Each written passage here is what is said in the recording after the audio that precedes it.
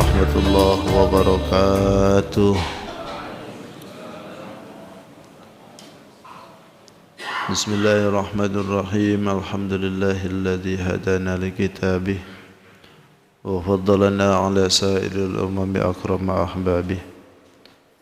Hamdan yastajlibul marghuba min ridhaih ويجعلنا من الشاكرين والأعمائه والعارفين لأوليائه وصلى الله على رسول الله رسوله المصطفى ونبيه المجتبى وعلى آله وأصحابه وأسرة الطيبين وعلى آله وأمته أجمعين. وقد قال الله تعالى في كتابه الكريم سورة البقرة di 256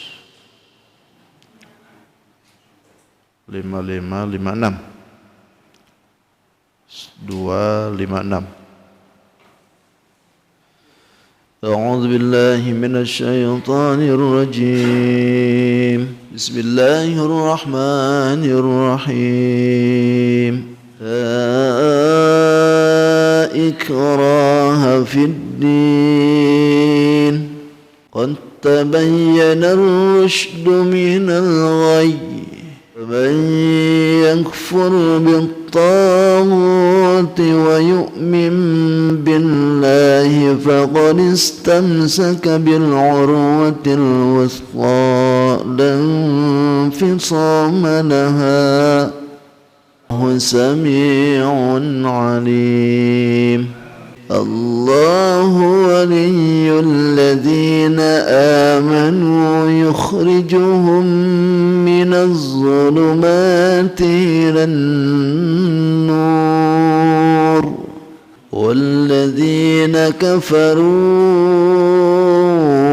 أولياؤهم الطاغوت يخرجونهم من النور إلى الظلمات أولئك أصحاب النار هم فيها خالدون. ألم تر إلى الذي حاج إبراهيم في ربه أن آتاه الله الملك إذ قال إبراهيم ربي الذي يحيي ويميت قال إبراهيم ربي الذي يحيي ويميت قال أنا أحيي وأميت قال إبراهيم فإن الله يأتي بالشمس من المشرق فأت بها من المغرب فبهت الذي كفر والله لا يهدي القوم الظالمين. صدق الله العظيم وصدق رسوله النبي الكريم ونحن على ذلك من الشاهدين والشاكرين والحمد لله رب العالمين. Hadratul mukarramin wal mukarramat, jamaah Bapak Ibu para sepuh yang sabah hadir yang ulun hormati, dan insyaallah semuanya kita dimuliakan oleh Allah Subhanahu wa taala. Alhamdulillah kita bersyukur kembali Allah berikan kita untuk bisa menghirup udara segar di pagi yang indah ini, guna terus istiqomah menjalankan ibadah terutama salat subuh dengan berjamaah. Tidak hentinya semoga kita berharap mudahan apa yang dilakukan oleh kita yang wajib, yang sunnah, infak dan sebagainya senantiasa diterima dan diridai oleh Allah Subhanahu wa taala. Salawat dan salam tidak hentinya semoga dibaruahkan kepada baginda kita Sayyidul Mustafa wal Murtada Nabi besar Muhammadin sallallahu alaihi wasallam. Tidak lupa pada keluarganya, para sahabat, para tabi'in, para tabi'ut tabi'in, terlebih sampai kepada kita yang mudahan kita pun khususnya berkumpul di tempat ini nanti di yaumil qiyamah diaku sebagai umatnya. Amin. Amin ya rabbal alamin. Bapak Ibu yang dirahmati Allah, tidak terasa di Sabtu ini kita sudah berada di penghujung bulan Rajab ya. Sebentar lagi kita akan memasuki bulan Sya'ban. Selesai Sya'ban insyaallah masuk Ramadan. Mudah-mudahan Allah berkahi kita semuanya dengan bulan Rajab. Sebagaimana kita sering berdoa, Allahumma barik lana fi Rajab wa Sya'ban wa ballighna Ramadan. Ya Allah, berkahi kami di bulan Rajab, berkahi kami di bulan Sya'ban, sampaikanlah umur kita semuaan ke bulan Ramadan. Mudah-mudahan kita semua sampai ke bulan Ramadan. Amin. Hadirin wal hadirat rahimakumullah.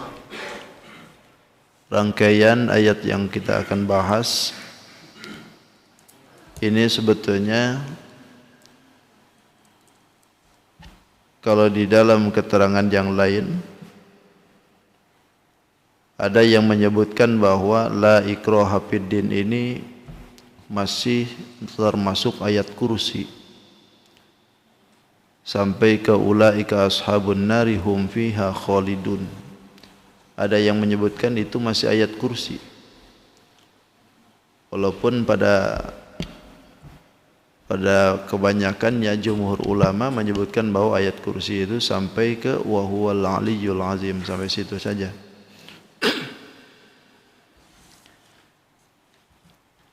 Sebagaimana dalam bahasan kemarin ayat kursi, kita masih sedikit membahas tentang keutamaan yang ada di ayat kursi yang kemarinnya.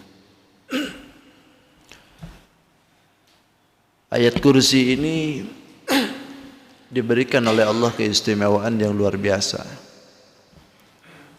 sehingga di dalamnya itu disebutkan ayat kursi itu sebagai sanamun, sebagai pundaknya daripada Al-Quran itu sendiri. Bahkan di dalam hadis-hadis Nabi banyak sekali memuat keutamaan tentang hadis ayat kursi ini.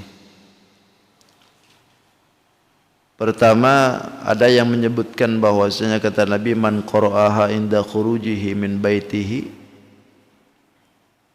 kana fi dimanillahi hatta yarji'a. Siapa orang yang mau baca ayat kursi ketika keluar dari rumah, maka dia ada dalam jaminan Allah sampai dia balik lagi ke rumah. Mau keluar nih, baca ayat kursi, Allah jamin dia.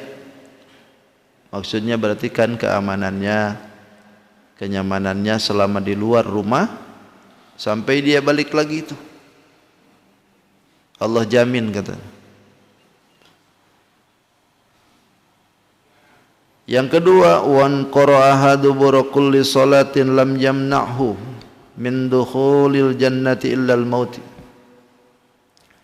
Orang yang mau membaca ayat kursi selesai setelah solat, maka tidak ada yang bisa menghalanginya untuk masuk ke dalam surganya Allah kecuali mati. Artinya selesai mati masuk dia. Enggak ada seorang pun yang bisa mencegahnya dia untuk menghalanginya masuk ke dalam surganya Allah. Tapi jangan karena ini kita baca ayat kursi doang, sholatnya enggak bisa gitu. Maksudnya sholatnya rajin, puasanya rajin, baca ayat kursi. Ketika seperti itu, maka tidak ada seorang pun yang bisa menghalangi dia masuk ke dalam surganya Allah. Yang ketiga, ma quri'at fi darin illa hajaratha syaitani salasina yauman wa la yudkhilaha sahirun wa la sahiratun arba'ina laylatan. Ya Ali, allamaha waladaka wa ahlaka wa jiranaka fima nuzilat ayat a'adhamuniha. Kata Rasul, ma quri'at fi darin, tidaklah sesuatu dibaca ayat kursi di dalam rumah, illa hajarat hasyayatin, kecuali setan itu diusir. Ayat kursi dibaca nih di dalam rumah, setan kabur. Berapa lama? Salasina yauman, 30 hari. Sebulan berarti itu. Satu kali baca ayat kursi dalam rumah, kabur itu setan sebulan. Baca kalau 2 kali, 2 bulan. Bayangkan kalau tiap hari dibaca, enggak pernah masuk berarti itu setan. Berarti kalau enggak pernah baca ayat kursi, Ya bergulung lah. Bergulung mati setan tuh. Bahkan wala yadkhuluha sahirun wala sahiratan arba'ina lailat. Tidak akan masuk ke dalam satu rumah yang dibacain ayat kursi itu sahirun wala sahiratun, sihir dari laki-laki dan sihir dari perempuan. Berapa lama? Arba'ina lailatan. 40 hari. Jadi kalau takut-takut sihir, baca ayat kursi. Ini saya sudah baca ayat kursi Pak Ustaz, malah ditempel di dinding, tapi sihir masuk juga. Jangan salahkan ayatnya. Berarti yang salah itu bacaannya. Yang bacanya yang bermasalah. Kalau ayatnya sudah jelas, yang bacanya ini kadang-kadang yang enggak jelas. Ya Ali allamaha waladaka wa ahlaka wa jiranaka fima nuzilatul ayatul a'zam minha. Bahkan kata Rasulullah, wahai Ali, ajarkan ayat kursi kepada anak-anakmu, keluargamu, tetangga-tetanggamu, fima nuzilatul a'zam minha. Tentang ayat yang diturunkan yang lebih besar itu, yaitu ayat kursi maksudnya. Ajarin ke anak kita, tetangga kita, keluarga kita, semua ajarin. Suruh bisa ayat kursi semua. Dalam hadis lain tadi disebutkan man qara'aha idza akhadha mujaja'ahu amanahu Allahu ala nafsihi wa jarihi wa jari jarihi wal abiyati haulihi. Kata Rasulullah, siapa orang yang mau baca ayat kursi ketika mau tidur, maka Allah berikan keamanan untuk dirinya, wajarihi bahkan tetangganya, wajari jarihi bahkan tetangganya. Dia punya tetangga, tetangganya punya tetangga. Bacanya ayat kursinya kita, tapi membuat keamanan bagi sekitar. Bahkan rumah-rumah sekitarnya. Jadi ayat kursi akan memberikan keberkahan bagi bukan kita saja, tetangga kita pun, bahkan tetangga yang sebelahnya pun. Semua rumah sekeliling kita itu akan diberikan keamanan oleh Allah. Ini baru satu orang aja, bayangkan kalau satu kampung baca semua. Aman sudah. Karena memang hansip di luar terus. Itu sebabnya. Bahkan salah satu keutamaan dari ayat kursi itu sayyidul kalamul Quran. Ayat kursi itu penghulunya kalamul Quran. Penghulunya kalam Quran itu ayat kursi. Mau naik kedudukan baca ayat kursi. Bahkan wala sa'atan illa nalah. Tidak ada yang pengen diinginkan dari kesenangan kecuali dia akan meraihnya itu. Wala farajan min sa'il syada'idi illa hasala. Dan tidak ada kelapangan yang diinginkan dari dia kecuali semua itu pun akan dihasilkan oleh Allah berkat daripada baca ayat kursi sebilangan. Berapa bilangan hurufnya itu? Mi'atan wa sab'una harfan. 170 huruf. 170 huruf yang ada di dalam ayat kursi, silakan baca sebilangan huruf. Bahkan man katabaha adada kulla kalimatiha wa hiya 50 kalimat. Orang yang menulis ayat kursi dengan sebilangan hurufnya 50 kalimat, lalu dia bawa sebagai bentuk daripada keberkahan, maka wa in kana lil mahabbah wa liman ta'ala maksudhu. Kalau itu dimaksudkan untuk mahabbah, kecintaan, maka itu akan dihasilkan oleh Allah. Orang yang baca nulis ayat kursi 50 wapak, kalimatnya biasanya ada di Al-Awfaq. Ada kitabnya nama Al-Awfaq, itu karena Imam Al-Ghazali. Itu di situ ada ayat kursi di dalam diwapakan. Nah, kalian sampai setelah nulis dibawa dengan tujuan lil barokah, bukan tujuan untuk musyrik. Tujuannya lil barokah. Maka semua orang yang melihat dia akan senang. Akan senang. Nah, itu bagian dari kemuliaan ayat kursi. Masih banyak, sedikit aja. Kemuliaan ayat kursi. Makanya baca ayat kursi walaupun sekali, jangan bolos. Lalu kemudian Bismillahirrahmanirrahim. La ikraha fid din. Qad tabayyana. boleh dibaca qad tabayyana, boleh dibaca qad tabayyana. Kenapa? Karena dal ketemu tak. Ini yang disebut dalam ilmu tajwid idgham mutaqaribin. Idgham memasukkan satu huruf ke huruf yang lain mutaqarib. Mutaqarib itu saling berdekatan. Dari mana? Makharijul hurufnya. Karena dal dengan ta sama-sama huruf lidah di ujung. Ta, da di ujung. Maka ketika dia bertemu, yang satu hurufnya sukun, yang satu hurufnya itu diharokati, maka itu disebutnya idgham mutaqaribin shaghir. Tapi kalau dua-duanya itu bertemu, lalu dua-duanya hurufnya diharokati, maka disebutnya idgham mutaqaribin kabir. Maka boleh dibaca dua jalan. Boleh dibaca qad tabayyana, baca idgham. Boleh dibaca idgham qad tabayyana. Boleh. Qad tabayyana ar-rusydu minal ghayy. La ikraha fid din. Tidak ada paksaan fid din di dalam agama.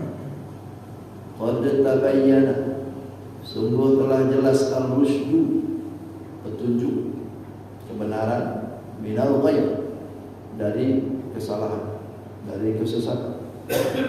Wa may yakfur, maka siapa orang yang kufur bitaghut, dengan mengikuti taghut, wa yu'min, dan beriman billahi kepada Allah, faqad istamsaka, maka sungguh telah berpegang teguh bil urwatil wusqa, dengan tali yang sangat kuat, lam fisama, yang tidak akan putus-putus lah pada itu tali. Wallahu, dan Allah sami'un, Maha mendengar, alim, Maha mengetahui. Allahu waliyun, Allah itu waliyun, pelindung. Alladzina amanu, terhadap orang yang beriman. Yukhrijuhum, yang akan mengeluarkan mereka minaz zulumati, dari kegelapan, ila nur, kepada cahaya. Alladzina kafaru, dan adapun orang yang kufur, awliya'uhum, pelindung mereka itu at-taghut, syaitan. Yukhrijuhum, yang akan mengeluarkan mereka minan nur, dari cahaya, ila zulumat, kepada kegelapan. Ulaika ashabun nar, mereka itulah golongan ahli neraka. Mereka fiha, di dalam neraka, khalidun, selama-lamanya. La ikraha fid din. Kata Allah, la ikraha fid din, tidak ada paksaan dalam agama. Islam tidak memperkenankan ada paksaan dalam agama. Ini ayat, tiba-tiba Allah melarang kita untuk memaksa mereka. Apa sebabnya ini? Pertamanya dulu ini berkenaan dengan sababun nuzulnya itu, ada seorang sahabat Nabi yang bernama Husain. Ini dari golongan Ansor. Husain ini punya anak dua. Nah, sementara Husain ini sudah masuk Muslim, sementara anaknya ini masih tetap dalam agama yang dulu, Nasrani. Ketika hijrah ke Madinah, Husain duluan ke Madinah, lama. Lalu setelah itu 3 tahun kemudian, anaknya ini berkunjung ke Madinah. Ketika bertemu dengan Husain sebagai bapak, ini bapaknya itu maksa supaya anaknya ini yang dua ini harus masuk Muslim, masuk Muslim. Nah, anaknya ini nggak mau gitu.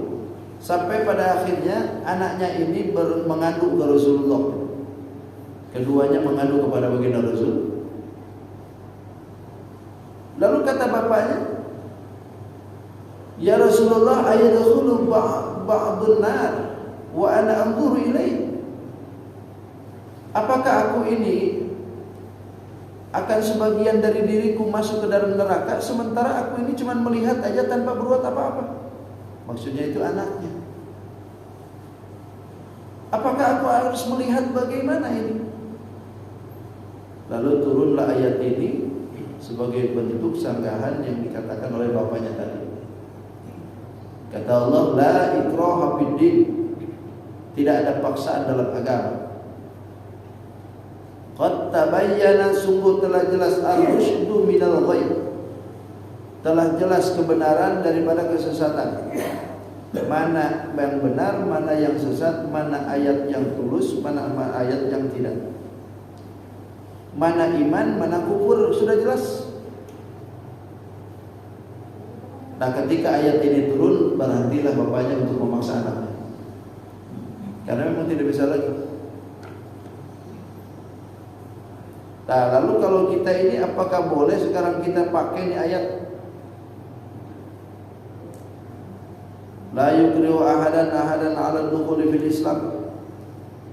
Kan pemaknanya ini berarti tidak ada seorang pun yang boleh memaksa untuk masuk ke dalam Islam, kan gitu. Sebetulnya dalam ayat ini ada yang menyebutkan bahwa ayat ini telah dinasakh. Karena ayat ini awal-awalan turun itu memang seperti itu. Tapi ketika ayat perang itu turun, ini berubah. Ayat ini bacaannya ada, tapi hukumnya tidak berlaku. Karena dalam kenyataannya waktu ayat perang itu turun, karena itu kan dipaksa.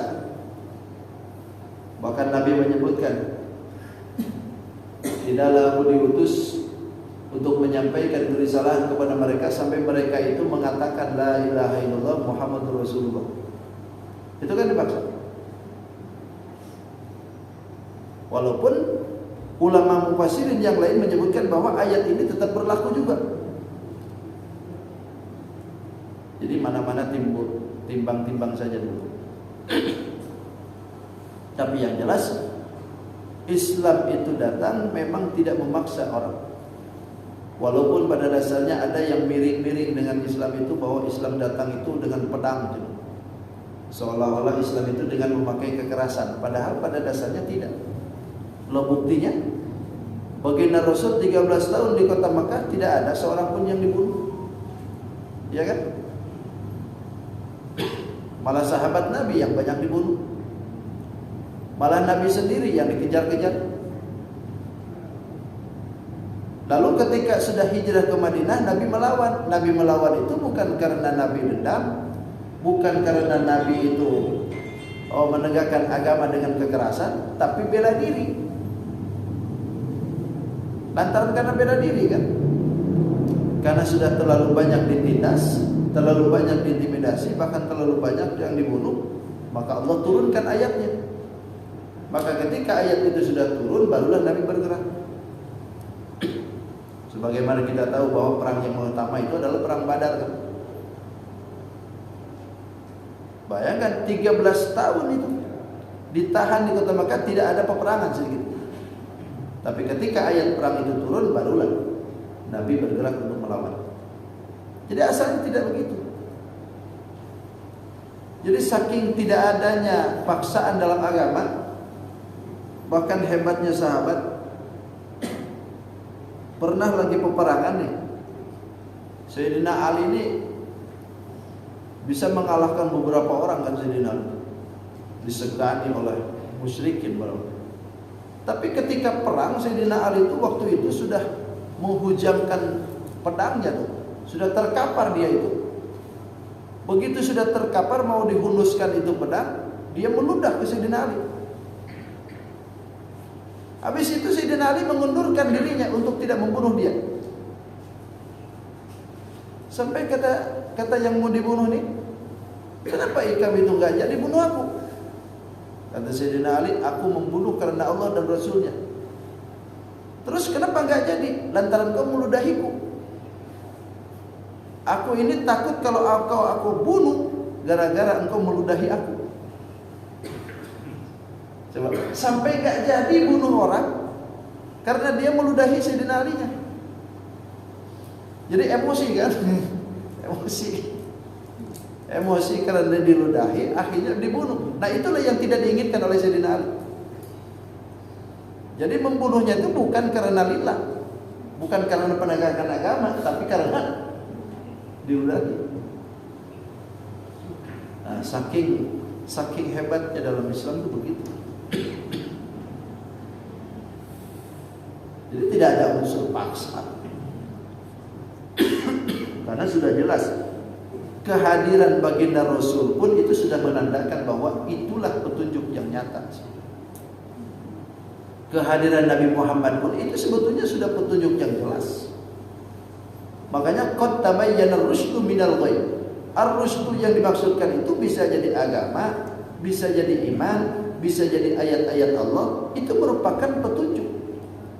Sudah jelas petunjuknya itu. Mana ayat Tuhan, mana ayat setan. Betul kan? Mana yang lurus, mana yang belok.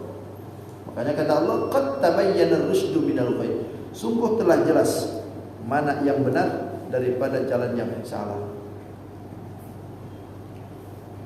Nah, kalau memang sudah jelas macam seperti itu, famay yakfur. Siapa orang yang ingkar bitaghuti dengan setan. Taghut itu bisa jadi setan atau sesembahannya. Itu taghut disebut. Atau pelaturan-pelaturannya yang dia bikin. Itu taghut. Jadi bahasa taghut itu satu menunjukkan kepada sembahannya, patung-patungnya, atau pelaturan-pelaturan yang dia bikin dari bukan agama itu taghut disebutnya. Siapa orang yang ingkar dari taghut, dari setan, wa yu'min billah, kemudian diberi iman kepada Allah Subhanahu wa taala, faqad istamsaka bil urwatil wusqa lam fisama laha. Maka sungguh orang ini telah berpegang teguh terhadap agama yang kuat, tali yang kuat, lam fisama laha, maka itu tidak akan putus-putus. Jadi orang yang ingkar dengan agama taghut, tidak mau mengikuti agama setan, lalu kita masuk ke dalam iman kepada Allah Subhanahu wa taala, maka sejatinya kita ini sudah berpegang teguh dengan tali yang sangat kuat. Dan itu lam fisama laha. Selamanya tidak akan putus. Makanya di dalam hadis disebutkan bahwa orang yang beriman itu langka matinya su'ul khotimah. Langka. Karena sedikit banyak orang yang iman itu matinya husnul khotimah. Insyaallah mudah-mudahan kita semua. Karena tali iman itu sulit untuk dicopot. Sebagaimana ayat yang sudah saya paparkan dulu, bahwasanya orang yang ketika diselupkan imannya di dalam hatinya, maka itu tidak akan copot selamanya. Sibghatallah, wa man ahsanu minallahi sibghah wa nahnu lahu 'abidun. Sibghahnya Allah itu adalah celupan. Maksudnya itu nur cahaya ilahi yang ketika sudah dicelupkan, dititipkan kepada hatinya seorang hamba Allah, maka itu nur itu tidak akan copot karena sudah dicelupkan. Kenapa disebutkan sibghah? Lantaran seperti orang mencelupkan tinta ke kain. Kalau kita mencelupkan atau menuliskan tinta ke kain, itu biasanya sampai kapanpun lapuk, sampai rusak kainnya, tetap aja itu tinta masih nempel. Begitulah iman yang dicelupkan oleh Allah kepada hati kita. Makanya Allah sebutkan seperti itu, faqad istamsaka bil urwatil wusqa. Orang yang sudah diberikan iman dalam hatinya itu sudah berpegang teguh dengan tali yang sangat kuat. Bahkan lam fisama laha, tidak akan bisa putus sampai kapanpun. Itu ada orang yang sudah iman tapi dia putus keluar dari iman. Oh, berarti selama ini tidak berpegang teguh dengan Allah. Pasti dia ini ragu dengan Allah. Makanya dicopot oleh Allah.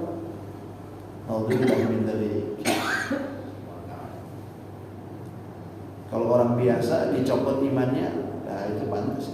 Ini kadang-kadang ada juga orang yang tidak biasa, sudah jadi ustaz bahkan tidak, tapi dicopot oleh Allah Subhanahu wa taala imannya. Kenapa? Karena mungkin dia tidak iman. Memang dari awalnya sudah tidak yakin.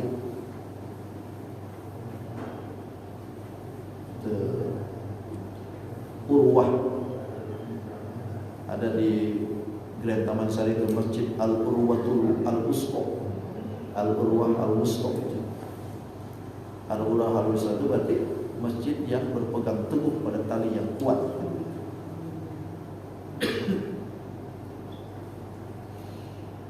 Urwah al-wusta itu kalau dalam bahasa itu mawdi'ul miski minal habli, tempat pegangan dari tali, asal katanya itu urwatul wusta itu begitu. Tapi dimaksudkan ini adalah agama maksudnya. Sama halnya dengan kalimat yang lain juga kan. Kalimat yang lain juga begitu. Wala tafarraqu, janganlah kalian itu bercerai-berai. Lalu di ujungnya itu ada kalimat hablum. Hablun itu adalah tali.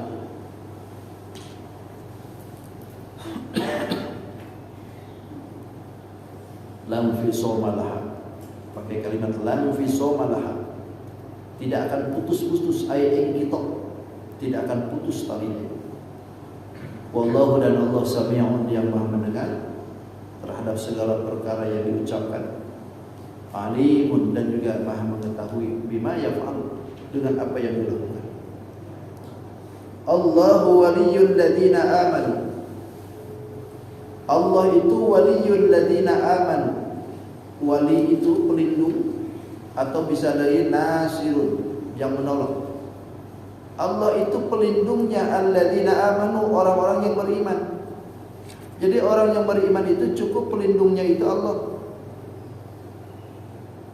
Yang mana Allah ini yukhrijuhum minadh-dhulumati ilan nur, akan mengeluarkan mereka dari minadh-dhulumat, dari kegelapan, dari kekufuran, dari kekafiran, dari kesesatan. Kemana? Ilan nur, ke cahaya iman maksudnya. Kalau Allah dijadikan pelindung oleh kita, maka Allah keluarkan kita dari kesesatan, dari kegelapan menuju cahaya, menuju iman. Karena memang Allah sendiri yang turun pelindungnya. Kalau kita yakin berdasarkan dengan keimanan kita.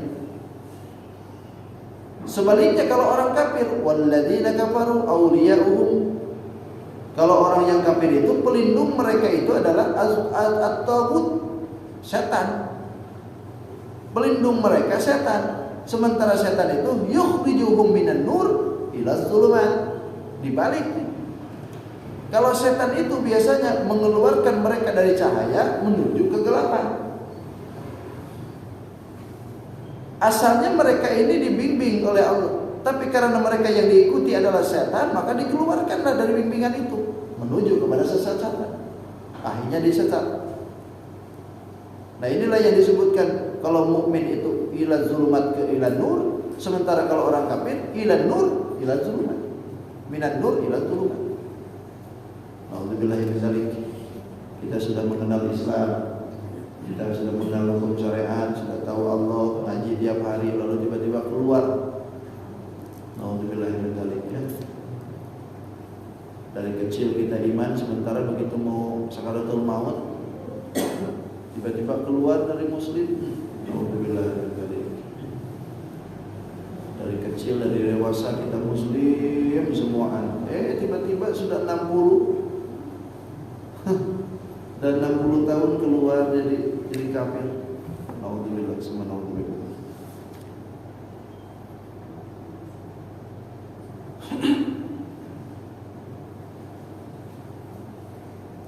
Makanya kalau seandainya orang itu sudah dikeluarkan dari cahaya menuju kegelapan, ulaika ashabun nar. Kata Allah, mereka itu sebetulnya penghuni neraka. Hum fiha khalidun. Mereka di dalam neraka itu khalidun, selamanya. Berarti dalam ayat ini ada mengandung ancaman minallahi bil amni lil mu'minin. Ada mengandung ancaman ketika orang mukmin diberikan keamanan minal mukhalifin dunya, dari ketakutan dunia dan akhirat, diberikan janji oleh Allah. Kalau seandainya dia beriman, Allah berikan keamanan dunia dan akhirat. Sementara kalau dia tidak iman, berarti sudah jelas kemana palingnya nanti. Nauzubillah subhanahu. Jadi intinya Allah memberikan kejelasan kepada kita itu tentang hidayah kan ini kan. Kadang perlu kita ini terlalu maksa untuk orang lain supaya sama dengan kita. Kalau ngajak iya, tapi kalau urusan dia mau atau tidak itu bukan urusan kita. Hanya kita ini menyampaikan risalah saja. Hanya menyampaikan kerisalahan, menyampaikan ilmu, menyampaikan syariat. Selebihnya dia mau ikut atau tidak itu bukan urusan kita. Karena la ikraha fiddin ini bertalian sekali dengan apa yang dikatakan dengan Nabi juga. Bahwasanya urusan hidayah ini Allah lah yang punya. Bukankah dalam ayat lain juga menyebutkan bahwasanya tidak ada seorang pun hatta yang dicintai oleh Nabi sekalipun, kalau Allah tidak berkehendak tetap saja tidak akan jadi iman kan? Yahdi may yasha'. Bahkan kita tahu bahwasanya di dalam satu hikayat di dalam Al-Quran, beberapa hikayat menyebutkan bahwa yang namanya iman itu tetap saja tidak bisa dipaksa. Walaupun anak Nabi kan, Kan'an anak Nabi Nuh alaihissalam, kurang apanya Nabi Nuh? Tidak iman kan? Istrinya Nabi Lut juga sama, solehnya kurang apa? Tapi istrinya sendiri tidak iman. Bapak Nabi Azar, bapak Nabi Ibrahim alaihissalam, kurang apanya Nabi Ibrahim? Soleh, doanya mustajab, tapi ketika berdoa untuk ayahnya Allah larang karena ayahnya orang musyrik. Nah begitu juga dengan paman Nabi kita, kurang apanya Nabi?